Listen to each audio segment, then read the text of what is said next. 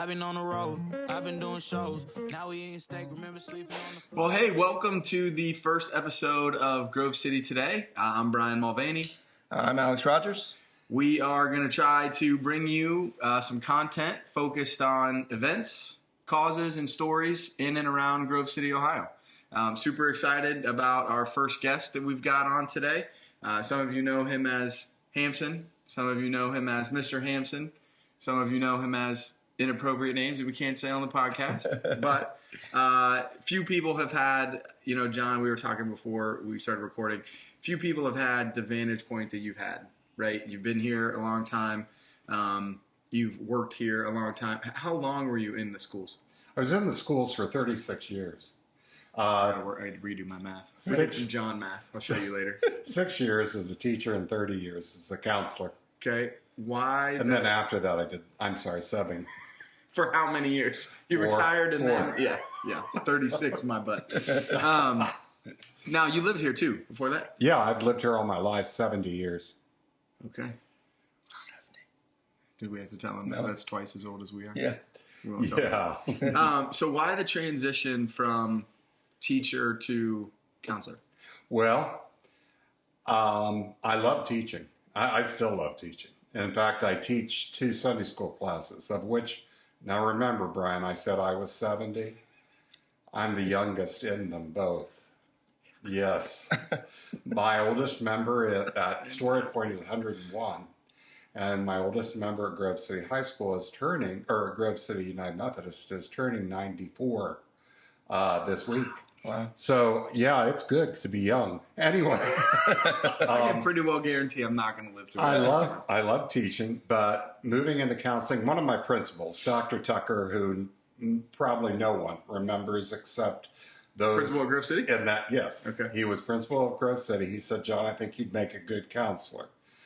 And I had finished my counseling degree, but hadn't thought about moving into counseling. And so it was an increase in pay, and Nancy and I had a couple babies. And how did that happen? I'm not positive. Sorry. But one looks a great deal like the mailman. Anyway, so we Dad? I decided that might be a good idea. And then I moved in, and the first day I was in my office sitting, and everything that we had at that time was from World War II. It was World War II surplus that the school system had bought because it was a good price. And so I had an old desk, but 2 of my fellow counselors, who will remain nameless, were outside my door, and they said, "Did you hear who they hired?" And the other one said, "No, who? Hampson." And that was my introduction to counseling at Grove City High School. So they were excited to see you. I wouldn't say that. What year was that? That was, 80. 80. Okay. Okay. Yeah, it was 6 years. I don't know about you. It was 6 years. I was trying to decipher between, because they just put up the new memorial for the old high school over by I attended. Street. I went there. Yeah, and so I was trying to see if it was that school or no. It was by that, shortly after. No, the new school was built when I was a senior in high school. Okay. We attended the new Grove City High School, and my wife and I. Is Nancy's from here? Yeah. Yeah. Well, she's from Harrisburg, which is a twin city. Anyway, we went into the building when you weren't supposed to without hard hats, and we saw the central area of the building, the Grove City High School, and we thought they put a pool in the middle of the building that is only one level because there were no bookshelves or anything like that around, and so we wondered, and then finally they opened it, and then there we were in a brand new building with air conditioning and carpeting at that time. And carpeting. Those were the big things? Well, remember, the old high school had no air conditioning. And yes, I don't know whether you were ever aware, because you did a couple of retreats with me at the old Jackson building. It became middle school. There was a door that you could open that went to nowhere. the door to nowhere. And it was on the first floor. Or it was outside. You went down to a big pit. I didn't ever go down there. That's where the bad kids. Yeah, it sounds like the story of my life. Door to nowhere. They might. I don't know, but it was something. That's where little Timmy Yeah. ended up. So the difference. So you're in counseling, right? And then youth to youth isn't. I don't know if it's still an organization. The first time I had ever heard about it was you working with it. So what brought that on? Well, Kind of go above and beyond maybe what you're. I'm sure that wasn't in the job description of being a counselor. Oh, no. They would never get anybody. But no, what happened was for 4 of those years as a guidance counselor, I was the drug and alcohol counselor for the district. Because you knew what they were, how to use them. Actually, I didn't know anything about them. That was the problem. I learned, it's a fast learning curve. Learning with the children. So then I thought, we had so many kids who, no, we were not learning with the children. We had so many kids that were recovering. So I thought, well, we need something for them. So I developed that program where you'd have those small groups and then you'd have retreats. And I tried to focus more on recovery and staying drug and alcohol free than on preaching. Because you cannot preach to users. They will come to the conclusion that they need to change at their own time. But you can provide for them continual support, love, and kindness. And if you do that, they'll eventually come around. A lot of them. Okay. That's awesome. And then how does that spill into, what you called your group? Well, later? I thought as a guidance counselor, it's important to have your pulse on what's going on in the school. And so I identified a group of students who could come to the house and meet once a week on different topics. We talk about all sorts of different things and different issues. And I made those questions up each week. And I enjoyed it as much, I think, as the kids did.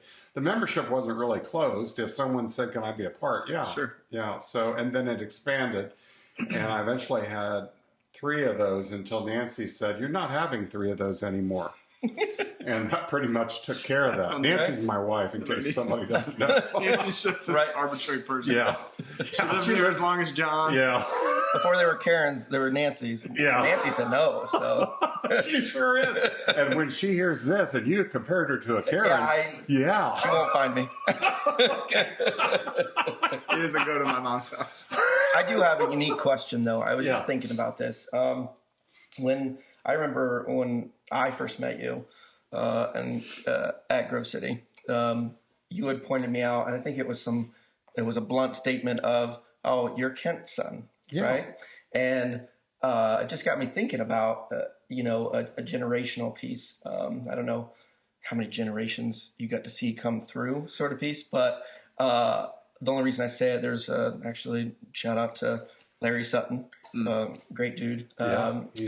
He's getting ready to retire. I know this year. Yeah. And when he said that to me, for some reason, I got a little emotional. Larry was an awesome guy in my life, and I got a little emotional because I was introducing him to my oldest son, and I was like, "Hey, when you get to play sports at Grove City, you'll get to with Larry." And Larry goes, "Nope, I'm getting ready to retire." And I go, it just like a bomb drop, right?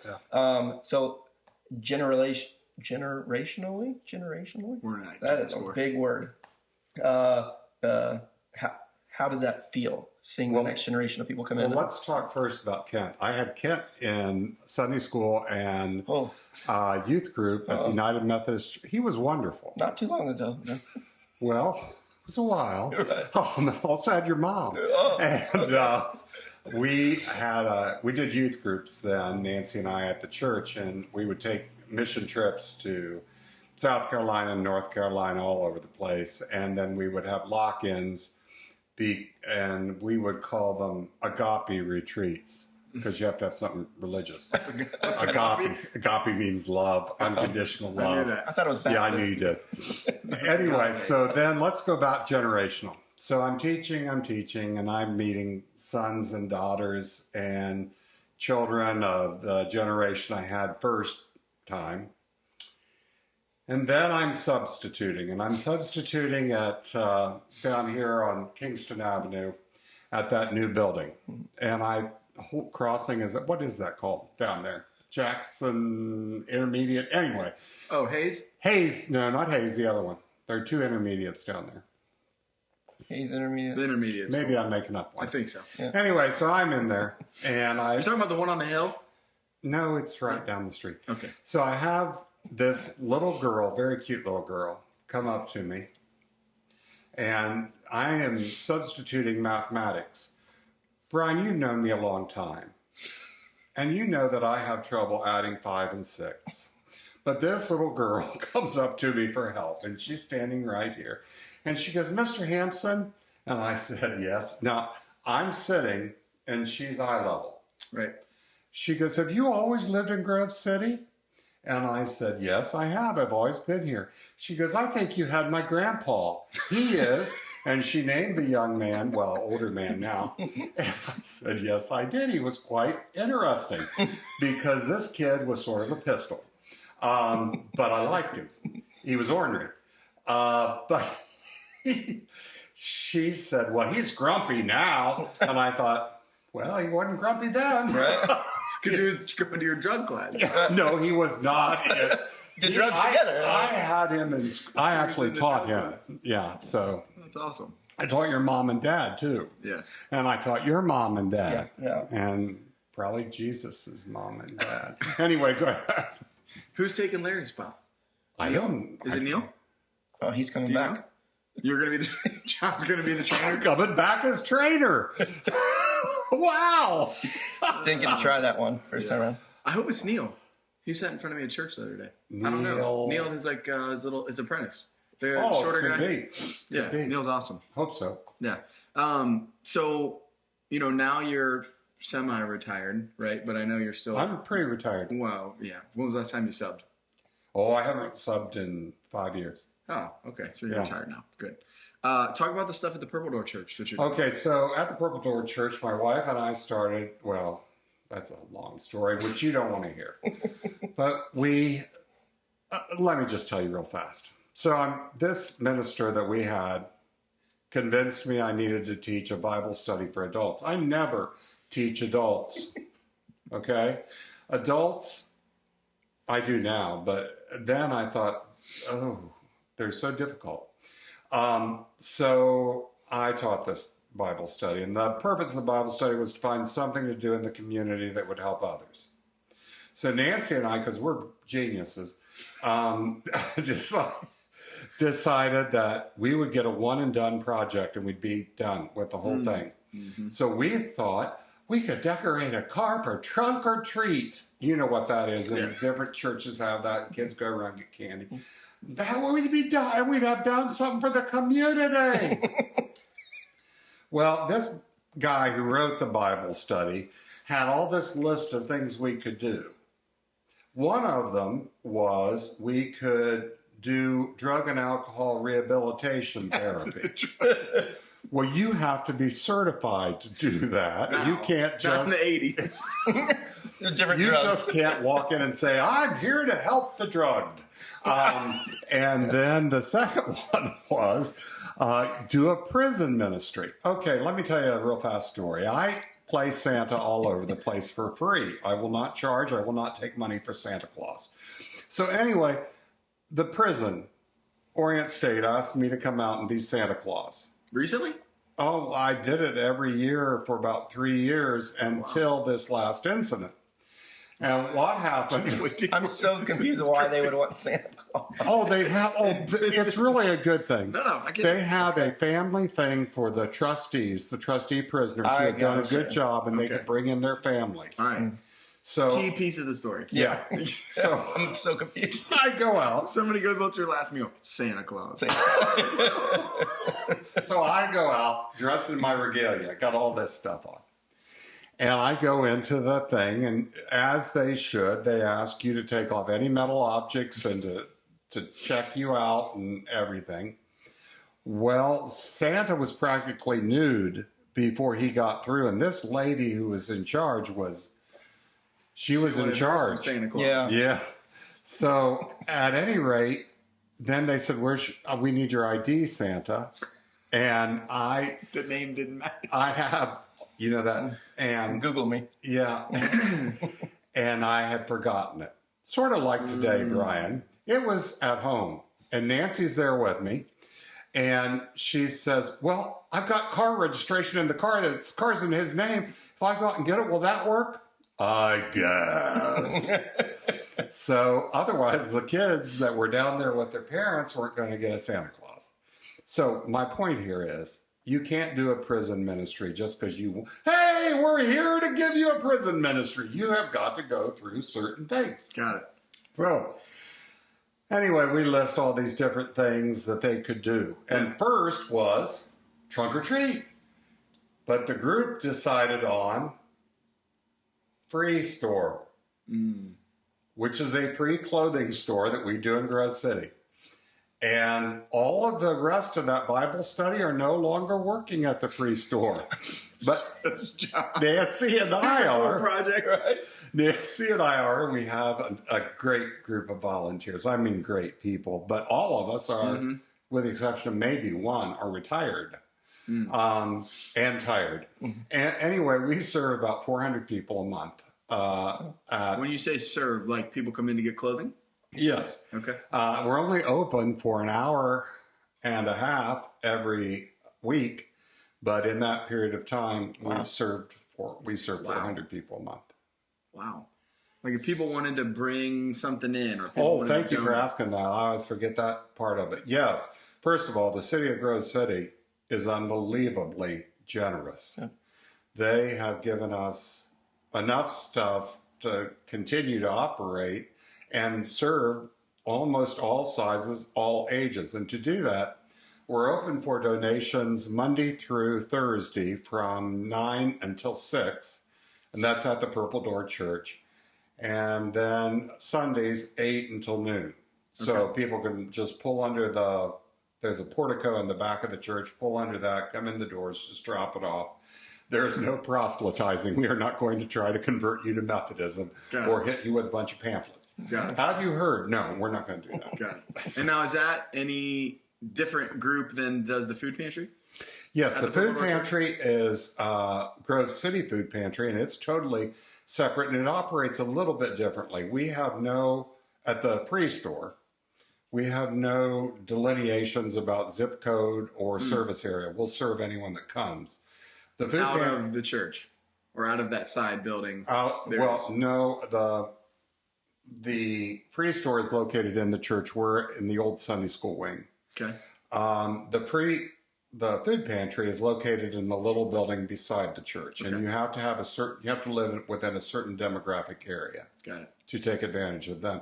But there are food pantries a lot of places. Sure. Now, this one serves our area, which is mostly 43123 and 43146 and things like that. So yeah, they bailed me out. Full disclosure, we had this project for Lent for the kids where they collected. Oh yeah, and so we collected these bags from Our Lady, and it had they had a list of items. These are the items you can donate. So we go to Walmart and they pick out. They're shopping for other people. They're having a blast. We put them in my trunk, and I forgot about them. And it was all like non-perishable, but it was supposed to be donated. It was supposed to be donated by a certain day, and to get back to Our Lady, and we're going to soccer practice or like a soccer game or whatever. And my wife puts the trunk up, and there's 4 bags of groceries that I was supposed to deliver, and I didn't deliver them. But you got them there, didn't you? But I took them over to. So I couldn't take them to Our Lady anymore. So, but now that was my point. I took them over there, and they were Purple Door has a drop-off spot for them. That building. I met the lady. I forget her name. The lady who she is wonderful. Runs that. Is it? I can't remember, but her parents started it. Yeah. And she seems super nice. She is wonderful. And they have, they are in, that building is owned by the church. So that's our connection with them. Originally it started at the church, but it outgrew it. The free store, I was going to ask too, is that just clothing? We just have clothing and children's books. And children's books. Yeah. And that was for the 3rd grade reading guarantee that the state legislature passed and then abandoned. Yeah, if you detect a bit of sarcasm, it was there. We're too smart. Right. Yeah. That's not. You've also got a pretty unique viewpoint of the world, right? So you have your biological kids. Yeah. But you also have, tell everybody about the other. Well, kids that Nancy you and raised. I call them, we have 3 groups of children, we call them. One is the biologicals. Yes. The second are the adopteds. And then the third are the assimilateds. I don't know which group I fall into. Right? I don't even know what the last word means. So. The biologicals, are David and Dan. Yes. And then we took in 3 Vietnamese, and they're all brothers, That's the biologically adopted. brothers. Okay. And they escaped from Vietnam, and I was their guidance counselor at Grove City High School. And their placement at first did not work out well because Somebody else. Yes, because they had placed these 2 teenage boys with a young family who had a child, and it was difficult. And the young family did the best they could, but there was a fracas where one of the boys forgot the coupons at Meijer and got yelled at. Well, in Vietnam society, you don't yell in public. You can do anything behind closed doors, literally, but you don't yell in public. And so he walked from Meijer on the west side to Canal Winchester, where there was a safe house. Wow. Lutheran Social Services calls me and says, Mr. Hampson, Sin would really like to stay at Grove City High School. And I said, well, yeah, I love the kids. They were both neat. And I said, well, wait a minute, let me call my wife. We've always had talked about adopting a Vietnamese child. Of course, Nancy had in mind a baby, and Teenagers. so anyway, I called her at the Historical Society. She worked there then, or as I call it, the Hysterical Society. And I asked her, can we, I have this boy, and he's very nice, and he needs a home. Can we take him in? And Nancy said, yes, I suppose so. Now, this is on the phone, not cell phones, on the phone, Hysterical Society to John Hampson at his office. So I hang up and I call back Lutheran Social Service, and I said, we have a home. We would love him to come and live with us. And she goes, oh, Mr. Hampson, that's wonderful, but we don't want to separate the boys. His brother is Qua. Can you take him in too? I said, well, let me call my wife. So I hung up. I called Nancy back. And this is true.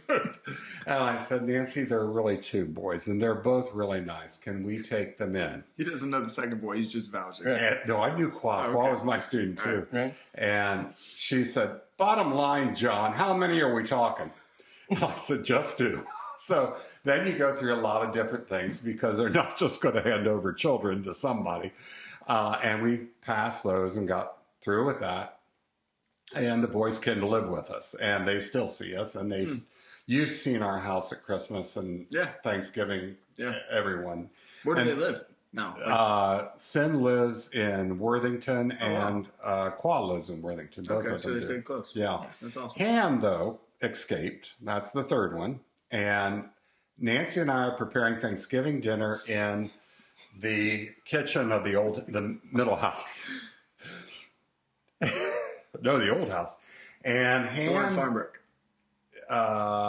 Yeah. Okay. No, before Farmbrook. Okay. Qua comes in. He's the middle son and says, Mom and Dad, I have something very important to tell you.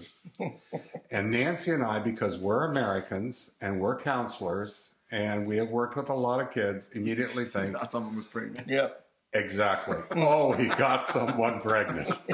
But would that be okay? We could work it out. Different kind of kid. So anyway, because my brother Hans escaped from Vietnam, will you take him? My parents would really like you to take him too. And we said, yes, because we were so relieved. Right. So Han came and lived with us. And when Han was younger, he was about 14 when he came. He said to his mother, Nancy, Mom, I think I want to be a truck driver. Nancy thought, oh no. Because his parents are still alive in Vietnam, and they would not go for that, nor would... Nothing wrong with truck drivers. That's a really good profession. But his parents in Vietnam didn't seem... Right. And so we didn't hammer that too much. But the short story is that Han is a postdoctorate from MIT and has, I don't know how many. Wow. And it's all genetic, Bryan, from Nancy and I. Came from him. He looks just like you. Yeah. If you put the picture of the 5 kids together, you can't tell which one's. Yeah. You think that's Johnson. Right. I think that's such an interesting perspective. Who was I talking to the other day?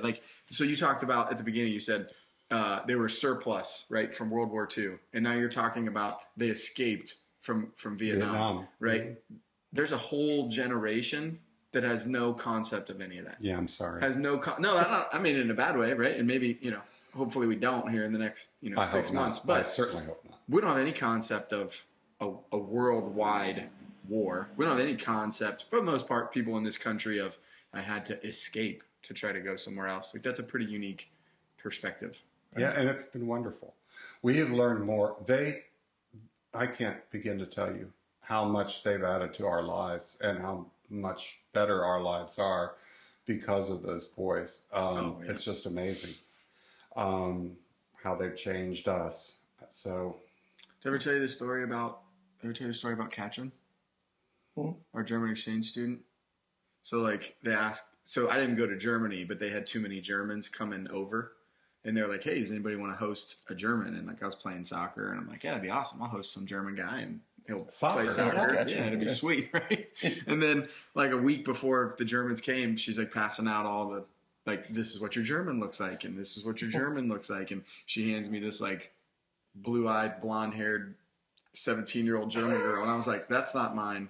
She's like, yes, that one's yours. I was like, no, I want the one that plays soccer so I can, so we can bond. Yes, we can bond. And she's like, well, this one wants a big family. She's an only child. There you go. And I was like, okay. So I go home and tell mom and dad. Yeah. So I go home and tell mom and dad. I was like, hey, we're not getting a guy. It's like, we got a teenage girl coming to live with us. But your mom would be okay with that. It was awesome. She was awesome. Yeah. She came to visit. My wife and I went over to Germany to go see her. She did a reading at our wedding. Isn't that awesome? That's cool. Yeah. I think that's amazing. It was awesome. And I've never been more sick. I've never felt more sick for 2 weeks than when we went to Germany. One day you're on a train. One day you're on a plane. One day you're on a boat. One day the car's going 150 miles an hour. One day you're walking 5 miles. I've never been more sick for a week straight. And you were sick? No, just my equilibrium, okay. off for a week. I'm old. I don't like roller coaster well. Old? I don't. It's all relative. Okay. Yeah. I went to. I was speaking in Germany for Facebook at the time. It was 4 years ago, and I got to Berlin, and we went to the headquarters. And then when I walked out of it's just called the headquarters. Yeah, the headquarters. Facebook you don't want to mess there. Yeah. Once I was done security checking out of the headquarters. Walked outside, and Sebastian was there. Get out. Yeah. Oh, exchange wow. student. Yeah. Herr Schwartz's son. And the rest of the day was a blur. Oh, yeah. Yeah, because you can partake in the streets. So we did so, and we had a good time. And then his sister came up. We went to a festival, a winter festival and stuff like that. 100% true story. Yep. Katrin takes us to a soccer game. It's the blue team against the green team. They're wild. We are home, so we're the blue team. They are the green team. I don't remember the names. So the stadium is like a pizza, and one slice was where they put all of the green team's fans, and they had a fence that went 10 feet high, and they had their own entrance, and they came in and they came out. And when the blue team scored, all the blue team's fans took beers, full beers. These people are this is German beers, 16-ounce cups of beer, stood on this fence and threw them down at these green people. And the green people just took it. Yeah. No fighting, no nothing. They just took it. And then when the green team scores, they're sitting there with their drink carrier cup of beers. And as soon as the green team scores, they climb up the fence and they're throwing them down at the blue people. And there were no fights? No fights, no nothing. It was absolutely incredible. It's a strong fence. I took my USA scarf because it was blue and we knew we were going to the game. And I'm trying to find a bathroom. And I had traded my blue scarf with someone on the green team. So I'm wearing a blue shirt, which was appropriate, but I'm wearing a green scarf. Scarf. So I walk into the blue team's bar to go to the bathroom. this big German guy puts his hand on my shoulder. He goes, "What is this shit?" I was like, "It's okay." I was like, "I'm American. It's cool." He's like, "We burn it." I was like, No, it's cool. He goes, "We burn it." And he took it off my shoulders, set it on the bar, and lit it on fire. And nobody acted like anything happened. Like if there was a fire at Memories At Planks, people would respond. No one responded. And meanwhile, Courtney and Katrin, and we've been, all day. So Courtney and Katrin are outside. I look at this guy. I go, "I need you to take a picture of me in front of this burning scarf because my wife is not going to believe why I was in here so long and why I don't have a scarf. So can you please?" He goes, "Yeah, and I give you a beer too." We have this picture. I don't know where it is, but I'm standing in this bar. I don't know what city it was in. There's a scarf on the bar on fire, and I'm holding a beer with some guy. And I walk outside. Courtney's like, "Where's your scarf?" I go, "Just look at the picture. You're not going to believe it." What do we learn from this? Colors matter. If I was colorblind, my dad was colorblind. I'd be. My brother-in-law is colorblind. He used to walk out and he'd be like, "Hey, does this work or not?" Is that why you wore gray today? This is blue. Oh, okay. Yeah. So, your favorite things to do in and around Grove City? Well, I am... No, we don't. No sponsors, no nothing. Just what's your favorite thing to do? Okay. I am very much a homebody. And people won't believe that. But I am sort of shy. And, you know this more than anything, that I stay home. Like today, Nancy said, "How are you going to like that?" And I said... Just put his pants on. Right. How are you going to like that? So at any rate, no, I wear my pants all the time. I just got that. Anyway, I love Grove City, and I would never live anywhere else. And I've been many places. I've been in Europe, and I loved Europe. I loved Alaska. I loved the out west. I loved the east. But this is my home, and most of my family lives around here. And I really believe that you are nothing without family. You have to have connections with your family. Doesn't have to be biological. They can be whoever you choose, but this is the place I grew up. This is the place I love. I think it has so much to offer. You had said earlier before we started about what restaurant would have $100. $100 will buy about 5 people meals here. That's why I like it. Me too. When he's like, "You want to go out with the kids?" I'm like, "Where are we going?" Me too. If it's a different zip code, I'm like, "Nah." Yeah, I hate to say that, Bryan, but that's very true of me. If it's a different zip code, the only thing I wish we had, which we don't, is a bookstore. But does it make a difference in the great scheme of things? No. And having been here when Stringtown Road looked like it sounds. Like just a string. Yeah. And there was no 270, no 71. I've seen a lot of change. And to me, now a lot of people might disagree, it's mostly been for the better. We have to grow. We have to continue to accept new people and find places. And I love this city, and I love the people in it. And I'm very involved in the church. That's a big thing for me. And then I do a newsletter that I send out to about 800 people every other month now because I'm slowing down. Because he's retired. Yeah. Well, and then I teach, like I said, that Sunday school class. There are about 30 people in it. And then I do a Bible study at Story Point, and there are about 12 people in it. And I get around. I do things.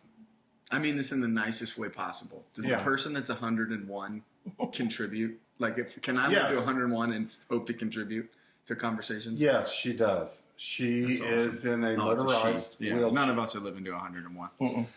It's always the female. She is in a motorized wheelchair, and she wheels herself up, and I think she puts herself down. She says, I can't see because she's got macular degeneration, and I can't hear, but she sits right next to me, so how could you not hear me? Right.